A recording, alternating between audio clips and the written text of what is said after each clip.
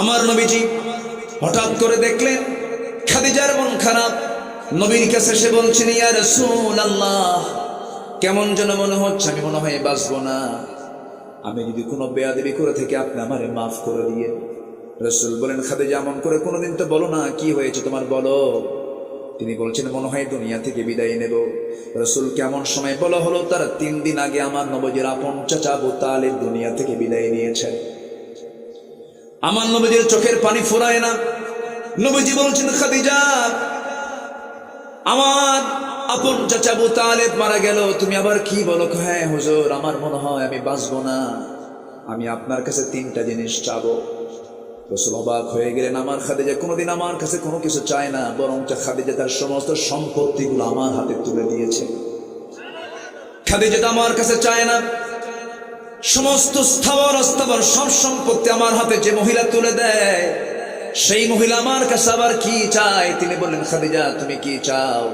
তুমি আজকে যা চাইবা তাই দিয়ে দেব। রাসূল বলছেন, খাদিজা কি বলবে বলো? তিনি বলছেন, আমি দুনিয়ার কোনো কিছু চাই না, আমি চাই আমার যদি মরণ হয়ে যায়, আমার লাশটা আপনি আপনার পিঠে বহন করে আপনি কবরের দিকে নিয়ে চলে যাবেন, কবরে শোয়া দেবেন। কবরে শোয়া দিয়া আপনি কবর থেকে উঠবেন না, আমার চেহারা আপনি কিবলামুখী করে দিবেন। আপনি কবরে দাঁড়ায় থাকবেন ততক্ষণ যতক্ষণ মালাকুল মউত, যতক্ষণ প্রশ্নকারীর ফেরেশতা মুনকার নাকির যখন না আসবে।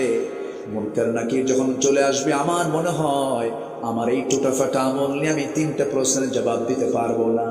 আপনি আমার হয়ে মেহেরবানি করে 3টা প্রশ্নের জবাব দিয়ে দিবেন। আমার নবীজি কাঁদতেছেন।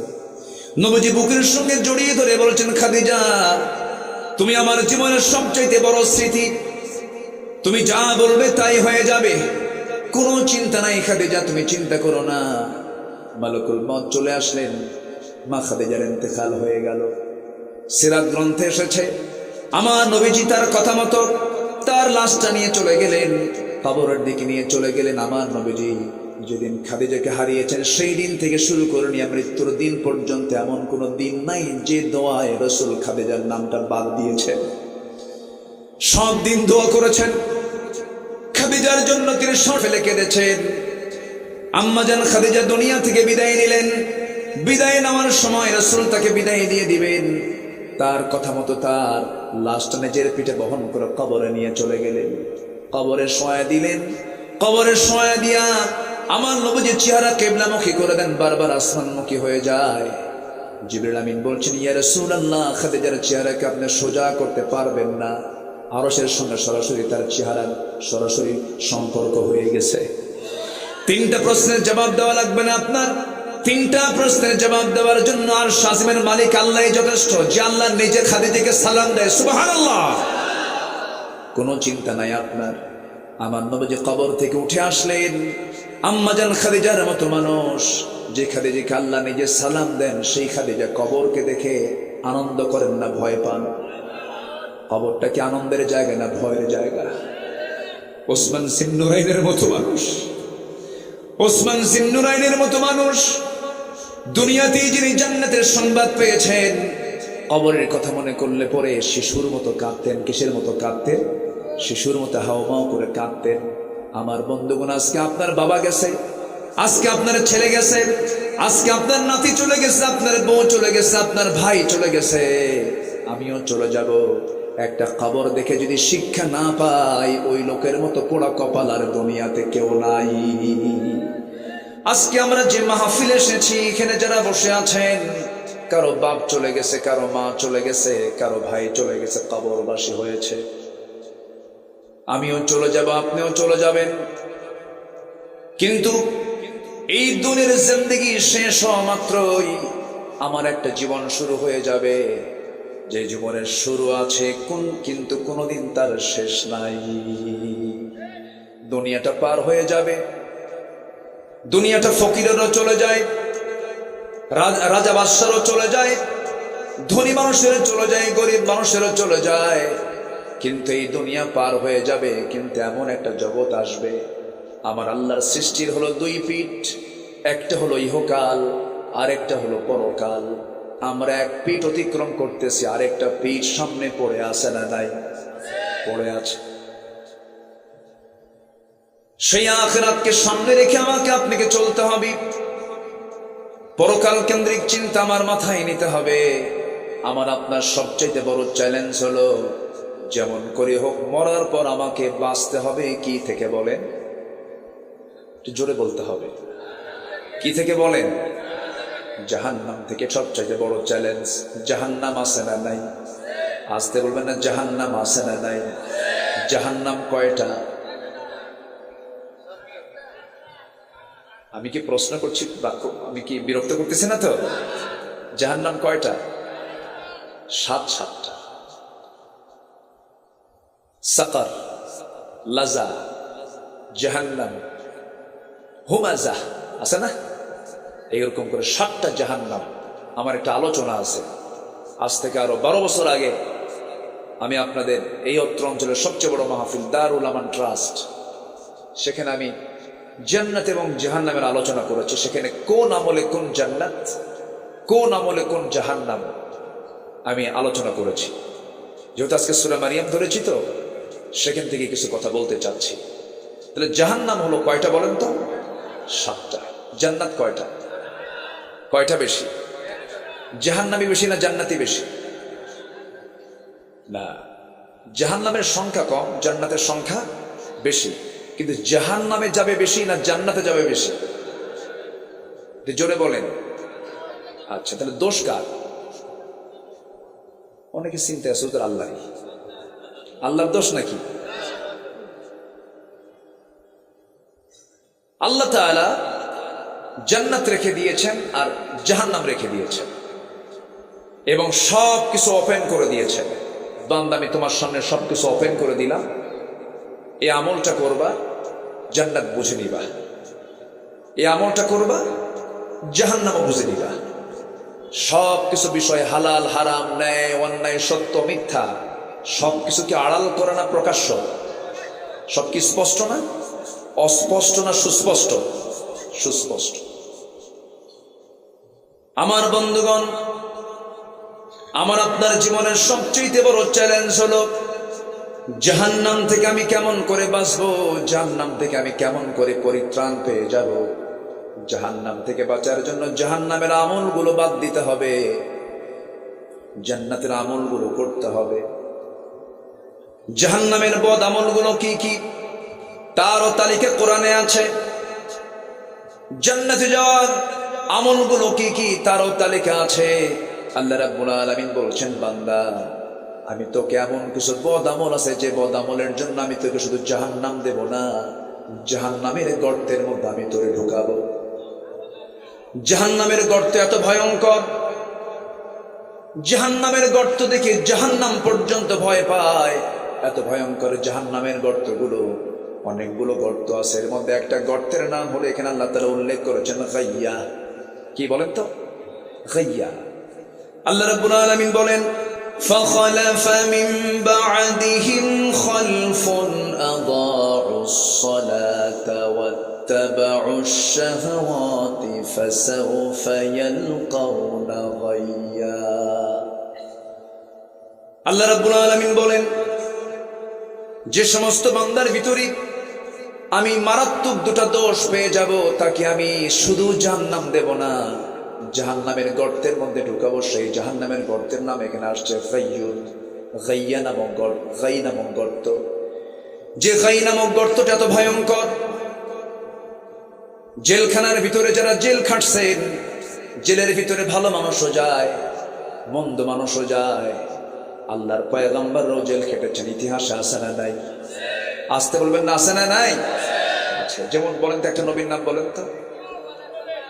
ওয়াজ তো সবাই পারেনি, বলি আলহামদুলিল্লাহ। জাহান্নামের গর্তের নাম বলেছে। জাহান্নামের গর্তের নাম কি বলেন? গাই। বলেন সবাই, গাই। বলেন কি? গাই। আবার বলেন কি? গাই।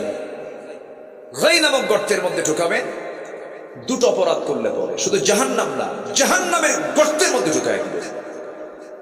জেলের মধ্যে একটা সেল আছে। জেলের মধ্যে সেল আছে না নাই? জেলে আরাম পাওয়া যায়, কিন্তু সেলে কি আরাম পাওয়া যায়? জেলের মধ্যে আরেকটা জেল হলো সেল।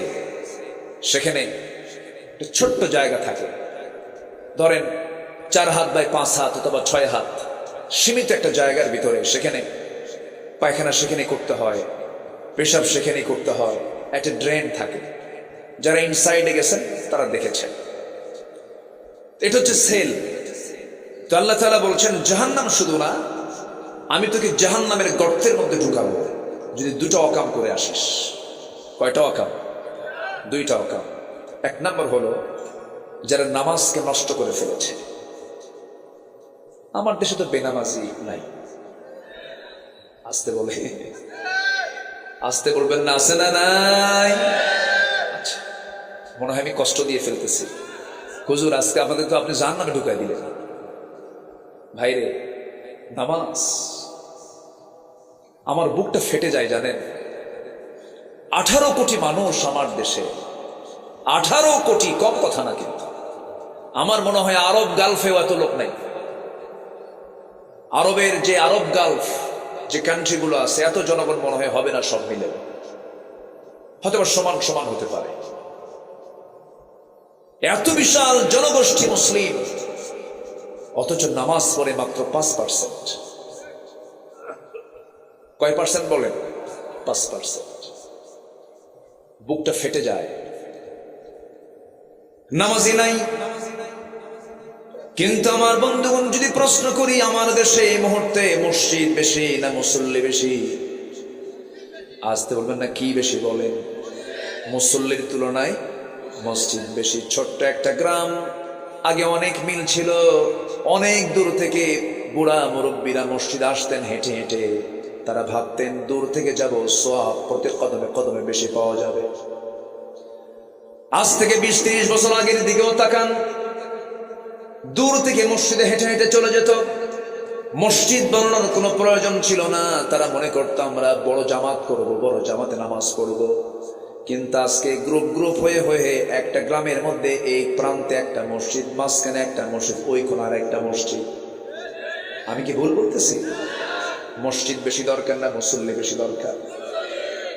মুরব্বী রাগ করতেছেন না তো? এই কথাগুলো বলার দরকার আছে না? কেন মসজিদ বেশি হলো? মসজিদ বেশির কারণ হলো ওর দাদার জায়গার উপরে মসজিদ, আমার দাদা নেই। তোর দাদার জায়গায় মসজিদ নামাজ পড়তে যাব না, আমার দাদার জায়গার উপরে মসজিদ বানাবো। যে মসজিদ তৈরির লক্ষ্য হলো ভ্রাতৃত্ব নষ্ট করা, সেই মসজিদে নামাজ পড়াও জায়েজ নাই। ঠিক কিনা? আমি কিন্তু কথাগুলো মেরে দিচ্ছি, যে দিক দিয়ে যায় সেদিক দিয়ে চলে যায়। ঠিক আছে না কথাগুলো? খালি টাকা আছে দেখি আপনি মসজিদে একটা জায়গা দান করবেন, এটা এত সহজ। আমার রাসূল কিছু মসজিদের দেরার যেটা আগুন দিয়ে জ্বালায় দিয়েছেন রাসূল। মুনাফিকদের মসজিদে কি ধরায় দিয়েছেন? আগুন ধরায় দিয়েছেন। আমার বন্ধুগণ, আজকে মসজিদ ঘন ঘন, কিন্তু মুসল্লি নাই, নামাজের কোনো খবর নাই।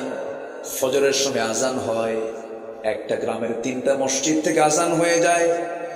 আজান চলছে মসজিদ থেকে, মসজিদগুলো পাকা পাকা হয়ে গেছে, টাইলসওয়ালা মসজিদ। কিন্তু আমার নবীর মসজিদটা ছিল, সেই মসজিদটা পাকা না কাঁচা ছিল?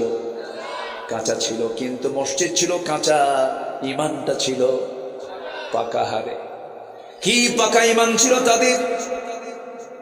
আমার নবীজি নামাজে দাঁড়াইছেন, মুসল্লিরা নামাজে দাঁড়ায় গেছেন। কি মজা পেয়েছেন নামাজের ভিতরে! এই গত রমজানে আমি আমার নবীর কবরের পাশে দাঁড়িয়ে নামাজ পড়েছি। নবীজির কবর থেকে মাত্র 20 হাত দূরে আল্লাহ পাক আমাকে বহুবার নিয়েছেন এই রমজানে। তারাবির নামাজ শেষ হয়ে গেল। তারাবির নামাজ শেষ হওয়ার পর সেই জায়গার কিছু ইমামদের সঙ্গেও পরিচয় আছে। আল্লাহ তাআলা এই ভাগ্যটা আমাকে দিয়েছেন আপনাদের দোয়ায়, আলহামদুলিল্লাহ। আব্দুর রহমান সুদাইসির নাম শুনেছেন তো? দেখা করেছি, কথা বলেছি। ডক্টর মোহসিন আল কাসিম, মদিনার যিনি ইমাম, তার সঙ্গে দেখা হয়েছে, কথা বলেছি, পরিচয় পর্ব করেছি। এই রমজানে আমার নবীর কবর থেকে মাত্র 20-30 হাত দূরে নামাজে দাঁড়ায় গেলাম কিয়ামুল লাইল। নামাজ তো তারাবি হয়ে গেছে, এরপরে কিয়ামুল লাইল ইমাম সাহেব দাঁড়াইছেন।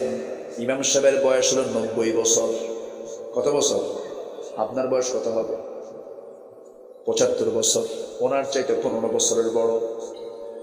90 বছরের বুড়া ইমাম, বয়োবৃদ্ধ ইমাম নামাজে দাঁড়ালেন, নামাজ শুরু করলেন। কিয়ামুল লাইল তিনি পড়াচ্ছেন 2 রাকাত। কিয়ামুল লাইল নফল নামাজ পড়তে সময় লেগেছে 39 মিনিট। জোরে কোন সুবহানাল্লাহ। ওটা কি নামাজ? নফল নামাজ।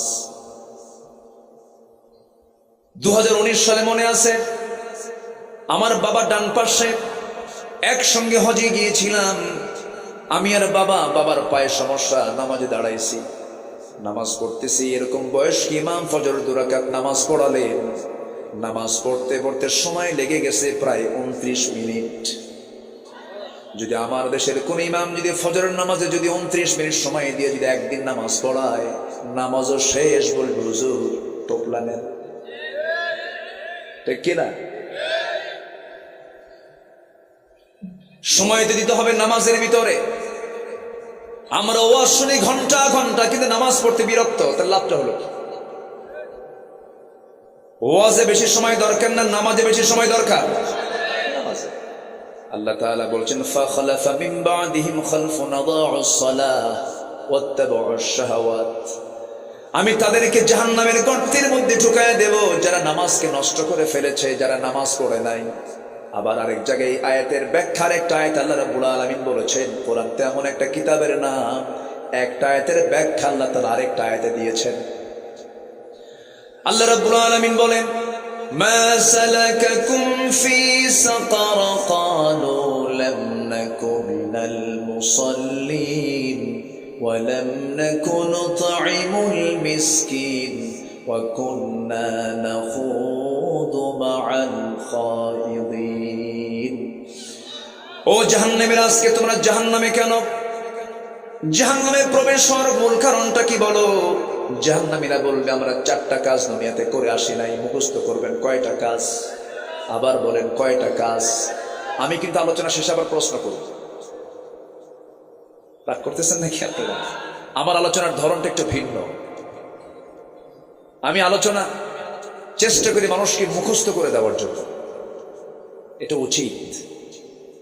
আমরা মরা ফেরনের ইতিহাস সব জানি, জানি না? মরা ফেরন, যেটা ফেরন মরে গেছে, ইতিহাস জানি না আমরা? তো মরা ফেরনের ইতিহাস শুনে কি করবেন? তাজা ফেরন যে সমাজে অনেক ঘুরে বেড়ায়, ঠিক কিনা? তাজা ফেরন নাই? আছে না নাই?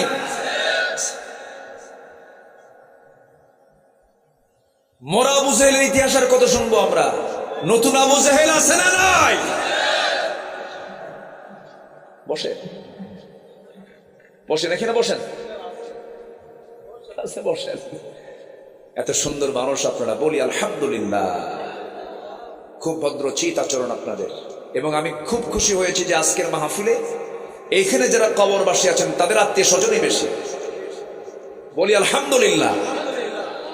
জানেন, কবরবাসী তারা আজকে অপেক্ষা করছে, আমার ছেলে, আমার নাতি, আমার আত্মীয় আমার জন্য দোয়া করবে। এটাই তো মাহফিলের মূল লক্ষ্য, তো এটাই। আল্লাহ তুমি এই কবরবাসীর সমস্ত আযাবকে তুমি আল্লাহ মাফ করে দাও। জোরে বলেন না ভাই আমিন? আর একটু জোরে বলেন আমিন। আমার দিকে তাকান সম্মানিত ভাইরা, সম্মানিত বন্ধুগণ। জাহান্নামে যাওয়ার মূল কারণ কয়টা বললাম বলেন তো? 4টা।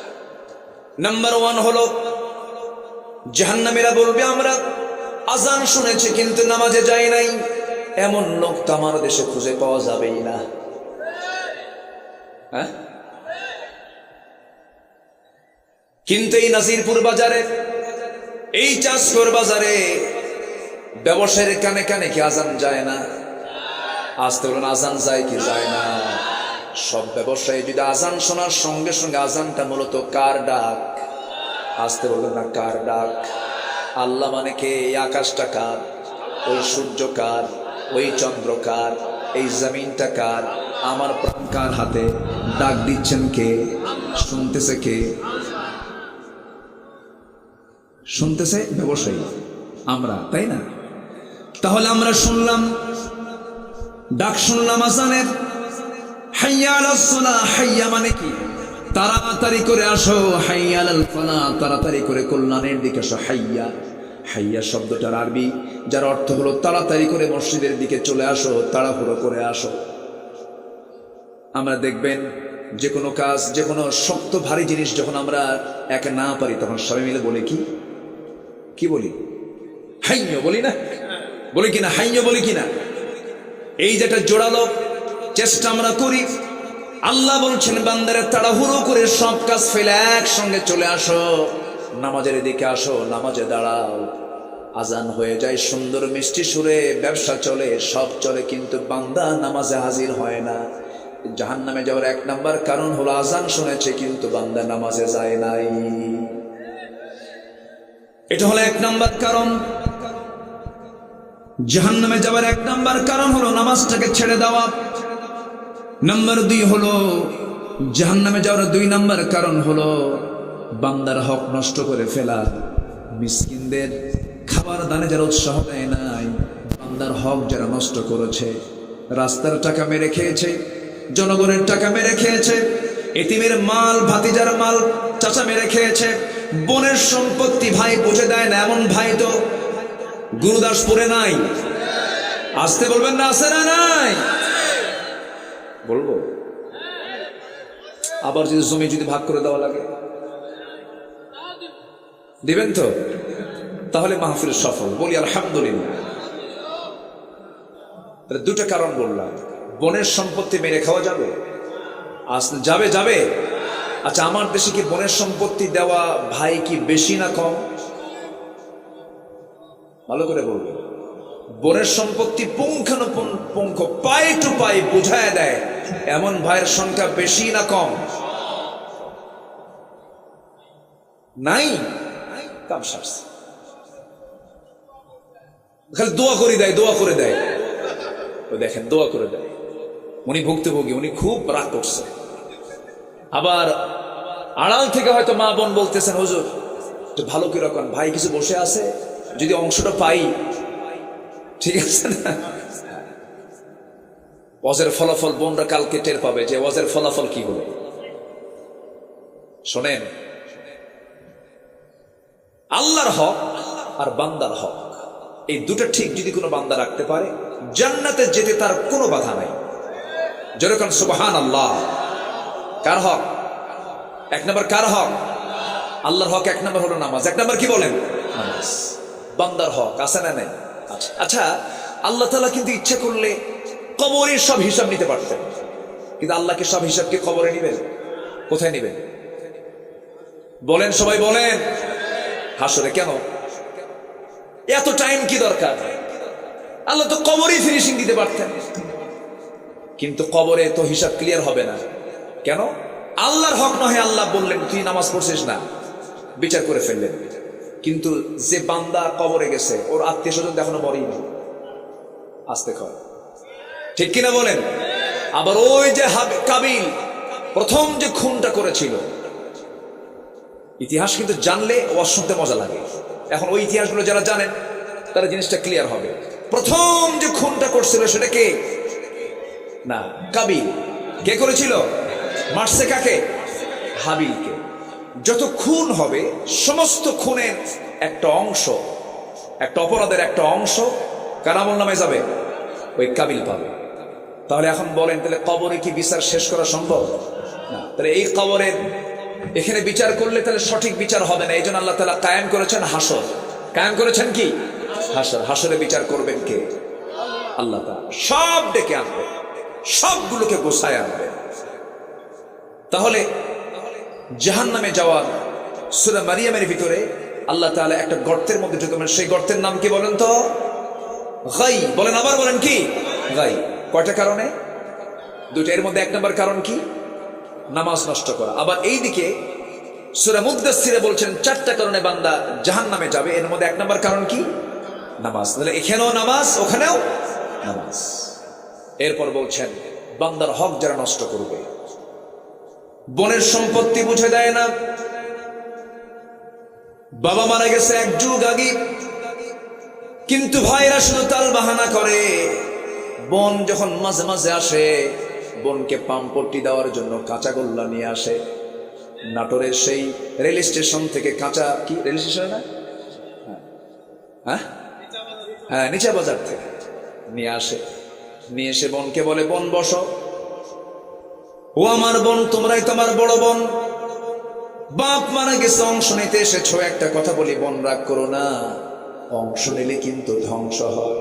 দেখছেন কি ওয়াজটা দিল দেখে, মানে শয়তান ফেল। এরকম আছে না ভাই? এরকম ভাই আছে না? অংশ দিয়ে দিতে হবে। লিযযাকারি মিসলু হাযযিল উনসায়াইন। যেদিন আপনার বাবা মারা গেছেন সেদিন থেকে আপনার বোন, আপনি যা পাবেন তার অর্ধেক আপনার বোন পেয়ে গেছে। 5 ভাই, কোনো কথা নাই। একটা গামছা বাবা রেখে গেছেন, গামছাটাকে প্রয়োজনে 5 টুকরা করে 5 ভাই নিয়ে নেবে। এটাই হলো ইনসাফ। এই দুনিয়াতে যার এরকম বিচার ঠিক থেকে যাবে তার জন্য জান্নাত ঠিক থেকে যাবে। দুনিয়াতে যার অংশ বন্টন ঠিক আছে তার জান্নাতের অংশ বন্টনও ঠিক থাকবে, নষ্ট করা যাবে না।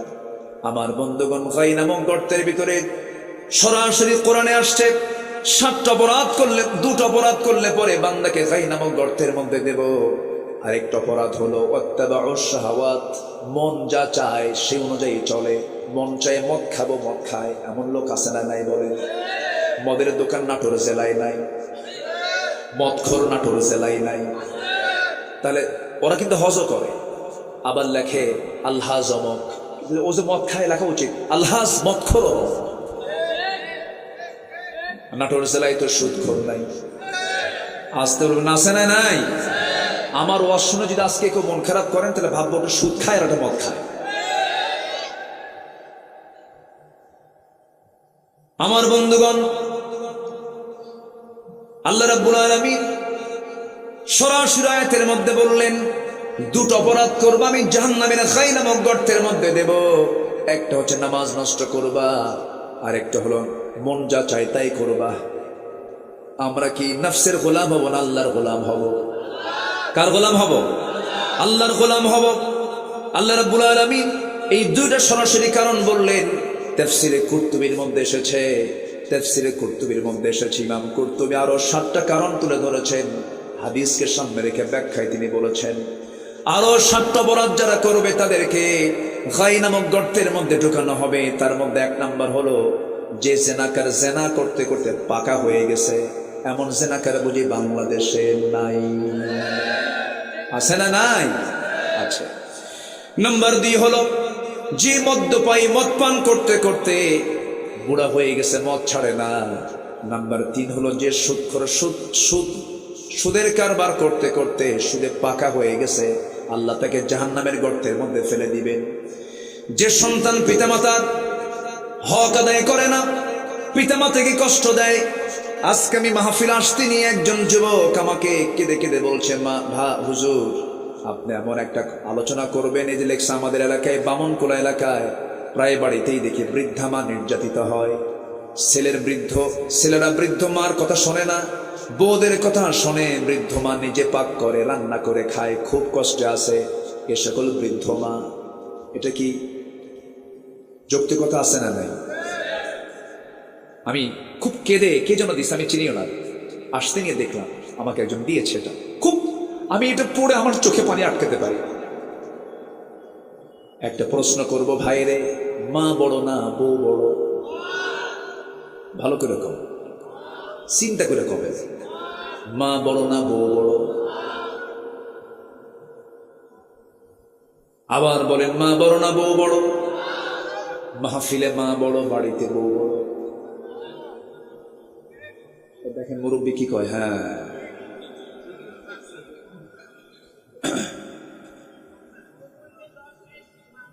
তুমি তো বিয়ে করো না, বুঝবা কি? বুঝবা কিছু? আগে বিয়ে করো তারপরে বুঝবা, ঠিক কিনা?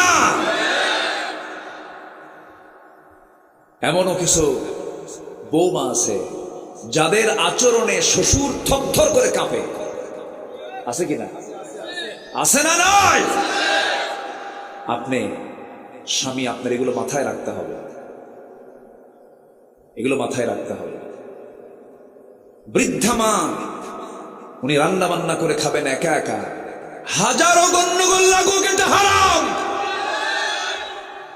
হাজারো ভুল হয়ে যাক, মা ভুল হলে ওটা আইন, বাপ ভুল করলে ওটাই আইন, কোনো কথা বলা যাবে না। যে সন্তান বাপমার বিরুদ্ধে বিচার চায় ওটা অবাধ্য, কুপুত্র, ঠিক কিনা? লজ্জা শরম নাই ওগুলো লজ্জা শরম নাই। কিন্তু মা কিন্তু কাউকে বলে বেড়ায় না, মা বলে না। মাকে আপনি যদি বলেন, মা তোমাকে নাকি তোমার ছেলে এরকম করে, না আমার ছেলে খুব ভালো, আমি কি ভুল বলতেছি? মার কলিজা তোমার মতো না, মার কলিজা হচ্ছে আকাশের মতো উদার। মার সঙ্গে নাফরমানি করা যাবে না। যে সন্তান বুড়াকালে বাপ মাকে দেখার সময় পায় না, বিভিন্ন ব্যবসার অজুহাতে, চাকরির অজুহাতে, এগুলো হারাম, তার কোনো কাজে বরকত হবে না। আমার বন্ধুগণ, পাহাড়িয়া গর্তে তিনজন যুবক একটা সফরে রওনা দিয়েছে। প্রচন্ড ঝড়, গর্তের মধ্যে গিয়ে আশ্রয় নিয়েছে। আমার নবীজি এরকম করে একদিন আলোচনা করছিলেন। আলোচনার মাঝে আমার নবীজি বলে ফেললেন, সাহাবীরা, বনি ইসরাইল গোত্রের তিনজন যুবক তারা পাহাড়ি একটা গর্তের মধ্যে ঢুকে পড়লো। প্রচন্ড ঝড় শুরু হয়ে গেছিল। এমন সময় বাঁচার জন্য আশ্রয় নিল গর্তের ভিতরে। প্রচন্ড ঝড় যখন শুরু হয়ে গেল, সাথে ঘন বৃষ্টি শুরু হয়ে গেছে। পাহাড়ি ঢলে উপর থেকে বিশাল ওজনের একটা পাথর এসে ওই গর্তের গুহার মুখে এসে আটকে যায়। মৃত্যু ছাড়া কোনো গতি ছিল না তাদের। এমন সময় তিনজন যুবক চোখের পানি ফেলে ফেলে কান্দে, আর আল্লাহর কাছে তিনজন তিন দিক হয়ে বসে গেল, দোয়া করতেছে। আল্লাহ, এক যুবক দোয়া করে, আল্লাহ, জীবনে তেমন কোন আমল করতে পারি নাই, তবে একটা রাত আমি চেষ্টা করেছি আমার যৌবনকে কন্ট্রোল করার জন্য। আমি আমার চাচাতো বোনের ঘরের মধ্যে ঢুকলাম, তার সঙ্গে আমি জেনা করব। আমি তার বুকের উপর উঠে গিয়ে বসেছি। এমন সময় আমার সেই বোনটা বলল, ভাই রে, আমি তুমি দুজন যদিও ঘরের মধ্যে নির্জনে কথা বলছি, জেনার কাছে লিপ্ত হয়ে যাচ্ছি, কিন্তু জানো সবচাইতে বড় রাজ সাক্ষী কিন্তু আমার আল্লাহ দেখতেছেন। সঙ্গে সঙ্গে, ও আল্লাহ, আমি জেনার কাছ থেকে নিজেকে দূরে রেখে চলে এসেছি, জেনার কাছে লিপ্ত হই নাই। নাম্বার 2 যুবক, সে আল্লাহর কাছে প্রার্থনা করছে, আল্লাহ, আমি একজন লেবার নিয়েছিলাম কাজের জন্য, শ্রমিক, সকাল সন্ধ্যা কাজ করলো। সন্ধ্যার সময় আমি তাকে তার পাওনা দিয়ে দেব, কিন্তু আমি ছিলাম না, সে পাওনা না নিয়েই চলে গেল। আমি তার কাছে ঋণী হয়ে গেলাম। ওই শ্রমিকের পাওনা টাকা দিয়ে আমি একটা ছাগল কিনেছিলাম, সে ছাগলটা বড় করেছি, সেখান থেকে অনেকটা ছাগল জন্ম নিয়েছে, ছাগল পাল হয়ে গেছে। বহুদিন পর সে যখন আমার কাছে আসলো, আমি আমানত স্বরূপ শুধু ওই টাকা না দিয়ে ছাগল পালটা আমি তাকে দান করে দিয়েছি। আল্লাহ, আমি আমানত রক্ষা করেছি। প্রথম জন বলল, আমি যৌবনকে হেফাজত করেছি। তৃতীয় যুবক বলতেছে, আল্লাহ, কোন এক রাতের আধারে গভীর রাতে আমি বাড়িতে আসলাম, আমার বউ আমাকে অজুর পানি দিল, আমি অজু বানালাম, পরিষ্কার হলাম। আমার হাতে একটা গ্লাস দুধ আমাকে দেওয়ার দিয়ে বলল, তুমি এটা পান করো। আমি এটা পান করলাম না। আমার গ্লাস হাতে নেওয়ার সঙ্গে সঙ্গে আমার মনে পড়ে গেছে বুড়া মায়ের কথা। আমার মা আমার পাশের ঘরে শুয়ে আছি, আমার মেয়েটা দুধ খাওয়ার জন্য অস্থির, মেয়েকেও দিলাম না, আমিও নিলাম না, আমিও খেলাম না। মার ঘরে গিয়ে দেখি মা ঘুমানো। মা শেষ রাতের দিকে জায়গা পেয়ে দেখে আমি তার সামনে গ্লাস হাতে নিয়ে দাঁড়ায় আছি। আমি সেই সময় আমি আমার মাকে বললাম, মা, এই দুধটা তোমার জন্য আমি বরাদ্দ করেছি, আমি খাওয়ার কথা ছিল, আমার মেয়ে খাবে, কেউ খায় নাই, তুমি খাও মা। ওই বৃদ্ধা মাকে আমি আমার নিজের হাতে তুলে দিয়ে খাওয়া দিয়েছি। এতটুকু ছোট্ট খেদমত যদি হয়, আল্লাহ, তুমি আমাদের এই বিপদ থেকে বাঁচায়া দাও। প্রথম জন যখন দোয়া করেছে, তখন একটু পাথরটা মুখ থেকে সরে গেছে। দ্বিতীয় যুবক যখন দোয়া করেছে, পাথরটা আর একটু সরে গেছে। তৃতীয় যুবক যখন দোয়া করেছে, আল্লাহ, এতটুকু যদি তুমি আমার আমলটা পছন্দ করো, তুমি এই বিপদ থেকে বাঁচায় দাও। টোটাল ওই গুহার মুখ থেকে পাথরটা সরে গেল। সঙ্গে সঙ্গে তিনজন বান্দা, তিনজন যুবক এই বিপদ থেকে বেঁচে গেছে। জোরে বলেন সুবহানাল্লাহ। ঘটনা বর্ণনা করেছেন মুহাম্মদ সাল্লাল্লাহু আলাইহি ওয়াসাল্লাম। এখান থেকে আমরা শিক্ষা পেলাম কয়টা বলেন? আসতে বলবেন না, কয়টা শিক্ষা পেলাম? তিনটা শিক্ষা পেলাম। নাম্বার 1 হলো, আমার বন্ধুগণ, নাম্বার 1 হলো, যুবকরা যারা আছো একটু কান লাগায় শোনো। ও যুবক, তোমার জন্য জান্নাত অপেক্ষা করছে। আল্লাহ তাআলা বলছেন, যুবক তুমি যদি তোমার যৌবনকে কন্ট্রোল করতে পারো, তুমি কি জানো আমার আরশ আজিমের মেহমান, ছায়ার মেহমান আমি তোমাকে বানায় নেব। জোরে বলুন সুবহানাল্লাহ। যৌবনকে কন্ট্রোল করতে হবে। বিবাহ পূর্ব কোনো রিলেশন করা যাবে না। আল্লাহর কসম করে বলি, আমার চোখে এ পর্যন্ত ধরা পড়ে নাই অবৈধ রিলেশন করে সম্পর্ক গড়ে যদি কোনো সংসার জীবনে যদি কেউ পদার্পণ করে, অন্তত ওই সম্পর্কের সংসার থেকে কখনো আল্লাহর ওলি কখনো বের হতে পারে না। এই জন্য নোংরামির কাছে যাবা না, অবৈধ কাছে যাবা না। নাম্বার 2 শিক্ষা হলো, আমানতকে কখনো খেয়ানত করা যাবে না। চুল পরিমাণ আমানতের খেয়ানত করা যাবে না, ওয়াদা ভঙ্গ করা যাবে না, কথাকে এলোমেলো করা যাবে না। এটা এলোমেলো করলে ইমানের যে হক নষ্ট হয়ে যাবে। নাম্বার 3 হলো, সবার বাড়িতে মা বাবা আছে না নাই? বলেন, আসতে বলবেন না, মা বাবা আছে না নাই? মা বাবা আছে। এখন বলেন, ভালো করে বলেন তো, মা বড় না বউ বড়? এটা জোরে বলতে হবে, আরো জোরে বলেন, কে বড়? মা বড়। আমার ভাইয়েরা, মার দিকটা খেয়াল করতে হবে, বাবার দিকটা খেয়াল করতে হবে। আরেকটা প্রশ্ন করব, সবাই বলুন তো, মা বড় না আব্বা বড়? মা বড় না বাপ বড়? আচ্ছা, মা বাবা যদি নামাজে দাঁড়ায়, ইমাম কে হবে? কেন মা বড় না? হ্যাঁ, বলি আলহামদুলিল্লাহ, জোরে বলি আলহামদুলিল্লাহ। তাহলে যিনি ইমাম হন তার দাম কি কম? আচ্ছা, আদম সিনিয়র না হাওয়া সিনিয়র? বলেন বলেন, আদম সিনিয়র না হাওয়া সিনিয়র? আদম সিনিয়র না? যে সিনিয়রের দাম বেশি না জুনিয়রের দাম বেশি? এখন সমাজ চলছে সিনিয়র দিয়া না জুনিয়র দিয়া। এই জন্য কেউ কাউরে দাম দেয় না, কেউ কাউরে দাম দেয় না। জুনিয়র যদি সিনিয়রের মর্যাদায় বসে তাহলে সমস্যা না? সমস্যা। আকলমান ইশারা বাসা। সম্মানিত ভাইয়েরা, পৃথিবীতে একজন নবীর নাম বলতে পারবেন না যে নবী একজন নারী ছিলেন। পৃথিবীর কোন ইমাম নারী হতে পারবে? আর কি বুঝাবো আপনাকে? মার দাম তো আছে, কিন্তু মা যেখানে সেখানেই থাকবে। মেয়েরা কথা কম বলে না বেশি বলে? মেয়েদের মধ্যে কথার ঘনত্ব কম না বেশি? আর পুরুষদের মধ্যে কম। মেয়েরা কথা বলে দিনে 5000 শব্দ, মেয়েরা কথা বলে 5000, পুরুষরা কথা বলে মাত্র 2000। কয় হাজার বেশি? বেগুন কিনছেন, পোকা বেগুন, বৃষ্টির দিনের বেগুন, বাড়ি নিয়ে গেছেন, বটি দিয়ে কুটতে নিয়ে দেখে যে পোকা বেগুন। ওই পোকা বেগুনের তফসির হবে একটানা 3 ঘন্টা। আল্লাহ তাআলা মেয়েদেরকে এরকম করে বানাইছে। ওটা শুনবেন আর মুসকি মুসকি হাসি মারবেন, কহ তোর তফসির আমি শুনবো। এটা মেয়েদের নেচার, এটা রাগ করা যাবে না। হ্যাঁ, শোনাই লাগবে, উপায় নাই, শুনতেই হবে। বলেন তো, বউ বড় না স্বামী বড়? ভালো করে কম। হ্যাঁ, ওই দেখেন বউ বড়, উনি কিন্তু আগে মেরে দিছে। বউ কোন অংশ কম না। আচ্ছা, বইয়ের কথা শোনেন না আপনারা? বইয়ের কথা শোনেন না আপনার? শোনেন তো, উপায় নাই তো। আমিও শুনি, আপনি শোনেন না? সবাই শোনে। বইয়ের কথা না শুনে তো উপায় নাই, খালি তাফসীর করে না। শুনতে হবে। মেয়েরা কেন কথা বলে বেশি জানেন? এটার কারণ আছে। আমার মার আবার মন খারাপ করে না। আচ্ছা, বাচ্চা লালন পালন করে মা না বাবা? মা। আচ্ছা, বাচ্চারা কি এক কথায় থামে? এক কথা কবার বলা লাগে? 10 বার না সারাদিন? বাবা থাম, বাবা থাম, ও বাবা থাম, এই যে এটা নে ওটা নে, বাবা থাম, বাবা থাম। মা সারাদিন বলতেছে, কোনো ক্লান্তি আছে? কোনো ক্লান্তি আছে? আর আপনার কোলে দিয়ে যদি বলা হয় তুই 2 ঘন্টা দেখ, খালি একবার বলবেন থাম, বাবা থাম, বাবা থাম, থাম। কি কথা বোঝেন নাই?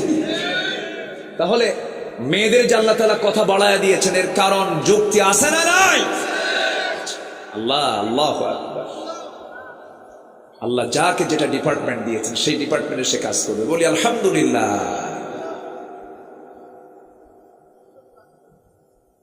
জি বলি আলহামদুলিল্লাহ। সম্মানিত ভাইরা, তাহলে জাহান্নামে যাওয়ার আমরা যে কারণগুলো শুনলাম, দুটো শুনেছি। আরেকটা হলো সমালোচককারীদের সঙ্গে সমালোচনা করেছি, আর বিচার দিবসকে অস্বীকার করেছি। এই চারটা কারণ সূরা মুদ্দাসসির আল্লাহ তাআলা বলেছেন। আর এখানে ইবনে তাফসীরে কুরতুবীর মধ্যে আসছে, যারা 7টা অপরাধ আরো করবে এদেরকে আল্লাহ তাআলা জাহান্নামের গর্তের মধ্যে ঢুকাবে। আমি যে আলোচনার পয়েন্টগুলো খুলছি, 60 দিন মাহফিল হলে ভালো হবে। 60 দিন খুব শুনবেন কেমনে? এ তো সম্ভব না। একটু সামারাইজ করে আমরা শুনি। আমল করবো না ইনশাআল্লাহ? আমল করবো। আচ্ছা, নামাজ ছাড়বেন কারা কারা? আজকের থেকে দিকে হাত তোলেন। নামাজ ছাড়বেন কারা কারা? নামাজ কেউ ছাড়বেন? 5 ওয়াক্ত নামাজ পড়বেন কারা কারা? একটু হাত তুলে দেখেন তো দেখি। জোরে বলি ইয়া আল্লাহ। আরো জোরে ইয়া আল্লাহ। আমাদেরকে 5 ওয়াক্ত সালাত আদায় করার তৌফিক তুমি আল্লাহ দিয়া দাও। জোরে বলি আমিন। হাত নামান। নাম্বার 5 হলো, যারা মিথ্যা সাক্ষী দেবে আল্লাহ তাআলা তাদেরকে গাই নামক গর্তের মধ্যে ঢুকাবে না। মিথ্যা সাক্ষী তো আমার দেশে নাই, নাই নাই। সাক্ষী আছে? আছে। মিথ্যা সাক্ষী দেয়। মিথ্যা সাক্ষী দিবেন, এই যে গর্তের মধ্যে ঢুকায় দিবেন। কে ঢুকায় দিবেন? আল্লাহ ঢুকায় দিবেন। মিথ্যা সাক্ষীকে আল্লাহ ঢুকায় দিবেন জাহান্নামের গর্তের ভিতরে। আপনি একজন নিরপরাধ মানুষের বিরুদ্ধে মিথ্যা সাক্ষী দিলেন, সে জেলখানায় পচে মরল, তাকে ফাঁসিতে মেরে ফেলা হলো। কিন্তু আপনি মিথ্যা সাক্ষী দেওয়ার কারণে ওই লোকটা যে নির্যাতিত হলো, তার বাড়িতে বাবা আছে না নাই? তার হক আছে না নাই? বাড়িতে বউ আছে না নাই? তার হক আছে না নাই? বাড়িতে তার ছেলে মেয়ে আছে না নাই? তার হক আছে না নাই? এই সমস্ত হকগুলো নষ্ট করলেন আপনি। আপনি নষ্ট করেছেন, উল্টা জাহান্নামে ঢুকতে হবে। মিথ্যা সাক্ষী দিবেন, খবর আছে না নাই? আমার ভাইয়েরা, আমি আপনি কেউ থাকবো না, দুনিয়া থেকে বিদায় নিয়ে নেব। আল্লাহ পাক আমাকে আপনাকে যে কোনো মুহূর্তে দুনিয়া থেকে উঠায় নেবেন। মালাকুল মউত প্রত্যেক দিন তাফসীর এসেছে, প্রত্যেক বান্দার কাছে 5 বার করে আসে। কয়বার করে আসে? 5 বার। ওনার কাছে 5 বার, আমার কাছে 5 বার, ওনার কাছে 5 বার। তাফসীর আসছে 5 বার করে মালাকুল মউত দেখে যায়, মাথা থেকে পা পর্যন্ত দেখে যায়। কিন্তু আল্লাহর তো অর্ডার নাই। আল্লাহ তাআলা অর্ডার যেদিন দিবেন সেদিন 5 বার আসা লাগবে না, আসা লাগবে মাত্র কয়বার? একবার আসবেন, জান কবজ হয়ে যাবে। কোনো রাজাও বাদ যায় নাই, কোনো নবীও বাদ যায় নাই, কোনো কাফেরও বাদ যায় নাই। সব একদিন মালাকুল মউতের সামনে মুখোমুখি হতে হবে। আমার নবীজির মতো মানুষ দুনিয়া থেকে বিদায় হবেন যখন, তিনি বলছেন, ও আমার আয়েশা, মালাকুল মউত মনে হয় চলে আসবে। যে কোনো মুহূর্তে আমার মৃত্যুর ফয়সালা হয়ে যাবে, আমি দুনিয়া থেকে বিদায় নিয়ে নেব। আমার নবীজির প্রথম স্ত্রী আম্মা জান খাদিজা রাদিয়াল্লাহু তাআলা আনহা ইন্তেকাল করেছেন মক্কায়। কোথায়? আর বাকি সব স্ত্রী ইন্তেকাল করেছেন সব মদিনায়। সব স্ত্রীর কবরগুলো মদিনায় আছে, কিন্তু আম্মা জান খাদিজার কবরটা আছে কোথায়? মক্কায়, মুআল্লা কবরস্থান। আল্লাহ তাআলা আমাকে দেখার সুযোগ করে দিয়েছেন। মুআল্লা কবরস্থান, এরকম মাকবারা, কবর দেখলে আমরা সালাম দেব। জোরে বলি ইনশাআল্লাহ। কবরবাসীর সামনে গিয়ে একটু দাঁড়াবো, দাঁড়ালে আখিরাতের কথা মনে হয়ে যাবে। আমার নবীজি হঠাৎ করে দেখলেন খাদিজার মন খারাপ। নবীর কাছে সে বলছেন, ইয়া রাসূলুল্লাহ, কেমন যেন মনে হচ্ছে, আমি মনে হয় বাঁচবো না। আমি যদি কোনো বেয়াদবি করে থেকে আপনি আমারে মাফ করে দিয়ে। রাসূল বলেন, খাদিজা এমন করে কোনোদিন তো বলো না, কি হয়েছে তোমার বলো। তিনি বলছেন, মনে হয় দুনিয়া থেকে বিদায় নেব। রাসূল কেমন সময় বলা হলো, তার 3 দিন আগে আমার নবীর আপন চাচা আবু তালিব দুনিয়া থেকে বিদায় নিয়েছেন। আমার নবীর চোখের পানি ফুরায় না।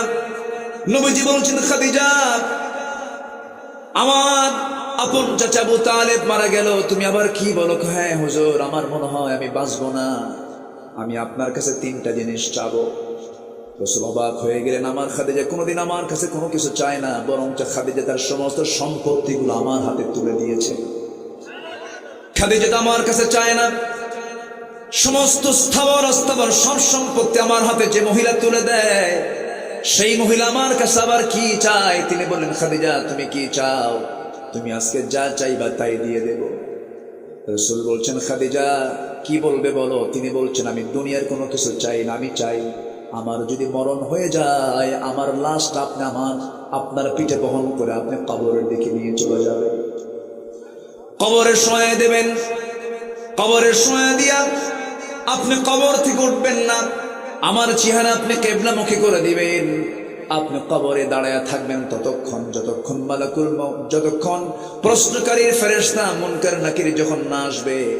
মুনকার নাকির যখন চলে আসবে, আমার মনে হয় আমার এই টুটাফাটা আমল নিয়ে আমি তিনটা প্রশ্নের জবাব দিতে পারবো না। আপনি আমার হয়ে মেহেরবানি করে তিনটা প্রশ্নের জবাব দিয়ে দিবে। আমার নবীজি কাঁদতেছেন, নবীজি বুকের সঙ্গে জড়িয়ে ধরে বলছেন, খাদিজা তুমি আমার জীবনের সবচাইতে বড় স্মৃতি, তুমি যা বলবে তাই হয়ে যাবে, কোনো চিন্তা নাই খাদিজা, তুমি চিন্তা করো না। মালাকুল মউত চলে আসলেন, মা খাদিজার ইন্তেকাল হয়ে গেল। সিরাত গ্রন্থে এসেছে, আমার নবীজি তার কথা মতো তার লাশটা নিয়ে চলে গেলেন, কবরের দিকে নিয়ে চলে গেলেন। আমার নবীজি যেদিন খাদিজাকে হারিয়েছেন, সেই দিন থেকে শুরু করে নিয়ে মৃত্যুর দিন পর্যন্ত এমন কোনো দিন নাই যে দোয়ায় রাসূল খাদিজার নামটা বাদ দিয়েছেন। সব দিন দোয়া করেছেন খাদিজার জন্য, তিনি সব ফেলে কেঁদেছেন। আম্মাজান খাদিজা দুনিয়া থেকে বিদায় নিলেন, বিদায় নেওয়ার সময় রাসূল তাকে বিদায় দিয়ে দিবেন। তার কথা মতো তার লাশটা নিজের পিঠে বহন করে কবরে নিয়ে চলে গেলেন, কবরে শোয়া দিলেন। কবরে শোয়া দিয়া আমার নবীজির চেহারা কিবলামুখী করে দেন, বারবার আসমানমুখী হয়ে যায়। জিবরিল আমিন বলছেন, ইয়া রাসূলুল্লাহ, খাদিজার চেহারাকে আপনি সোজা করতে পারবেন না, আরশের সঙ্গে সরাসরি তার চেহারার সরাসরি সম্পর্ক হয়ে গেছে। তিনটা প্রশ্নের জবাব দেওয়া লাগবে না আপনার, তিনটা প্রশ্নের জবাব দেওয়ার জন্য আরশ আজিমের মালিক আল্লাহই যথেষ্ট, যে আল্লাহ নিজে খাদিজাকে সালাম দেয়। সুবহানাল্লাহ, কোনো চিন্তা নাই আপনার।